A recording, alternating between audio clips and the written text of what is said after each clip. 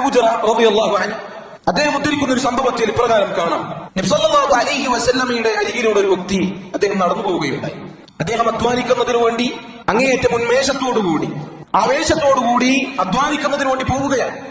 ഈ ആവേശവും ഈ ഉന്മേഷവും കണ്ടപ്പോൾ അല്ലാഹുവിന്റെ റസൂലിന്റെ കൂടെയുള്ള സഹാബികൾ നബി സല്ലല്ലാഹു അലൈഹി വസല്ലമയോട് പറഞ്ഞു, ലൗ കാന ഹാദാ ഫീ സബീലില്ലാഹ്, അല്ലാഹുവിന്റെ റസൂലെ, ഈ വ്യക്തിയുടെ ഈ ആവേശവും ഉന്മേഷവും അല്ലാഹുവിന്റെ മാർഗത്തിലായിരുന്നു എങ്കിൽ, അല്ലാഹുവിന്റെ മാർഗത്തിലുള്ള ജിഹാദിലും യുദ്ധത്തിലുമായിരുന്നെങ്കിൽ എത്ര നന്നായിരുന്നേനെ എന്ന് സഹാബികൾ പറഞ്ഞു എന്നാണ്. നബി സല്ലല്ലാഹു അലൈഹി വസല്ലം അപ്പോൾ പറഞ്ഞതായി കാണാം, ഇൻ കാന ഖറജ യസ്ആ അലാ വലദിഹി സിഗാറൻ ഫഹുവ ഫീ സബീലില്ലാഹ്. ഈ വ്യക്തി ഉന്മേഷത്തോടുകൂടി ആവേശത്തോടുകൂടി നടന്നു പോകുന്നത് തന്റെ ചെറിയ മക്കളെ പോറ്റി വളർത്തുവാനാണ് എങ്കിൽ അത് അല്ലാഹുവിന്റെ മാർഗമാണ്, അത് ഫീ സബീലില്ലാഹ്.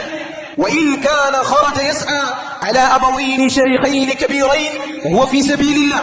അയാൾ ആവേശത്തോടുകൂടി ഉന്മേഷത്തോടുകൂടി പോകുന്നത് വൃദ്ധരായ മാതാപിതാക്കളെ നോക്കുന്നതിന് വേണ്ടിയാണെങ്കിൽ അത് ഫീ സബീലില്ലാഹ്. وإن كان خرج يسعى على نفسه عفوا فهو في سبيل الله. സ്വന്തം നഫ്സിന്റെ ഇഫ്ഫത്ത് കാത്തു സൂക്ഷിക്കുവാൻ, മറ്റുള്ള ആളുകൾക്ക് മുന്നിൽ കൈ നീട്ടേണ്ടതില്ലാത്ത രീതിയിൽ സ്വന്തം നഫ്സിനെ സംരക്ഷിക്കുവാനാണ് അയാൾ പരിശ്രമിക്കുന്നത് എങ്കിൽ അത് ഫീ സബീലില്ലാഹ് എന്ന് നബി സല്ലല്ലാഹു അലൈഹി വസല്ലം പറയുകയാണ്. അവസാനം അവിടുന്ന് പറഞ്ഞു, വഇൻ കാന ഖറജ യസ്ആ റിയാഅൻ വമുഫാഖറതൻ ഫഹുവ ഫീ സബീലി ശൈത്താൻ. അയാൾ ജനങ്ങളെ കാണിക്കുന്നതിന് വേണ്ടി, അഹങ്കാരം നടിക്കുന്നതിന് വേണ്ടി, പെരുമ നടിക്കുന്നതിന് വേണ്ടിയാണ്, ഞാൻ വലിയ അധ്വാനിയാണ്, എന്റെ പരിശ്രമമാണിതെല്ലാം എന്ന ആളുകളെ കാണിക്കാൻ വേണ്ടിയാണ് ഈ പാഞ്ഞത് എങ്കിൽ അത് ശൈത്താനിന്റെ സബീലാണ്, മാർഗമാണ് എന്ന് നബി സല്ലല്ലാഹു അലൈഹി വസല്ലം അവിടുന്ന് പഠിപ്പിക്കാൻ.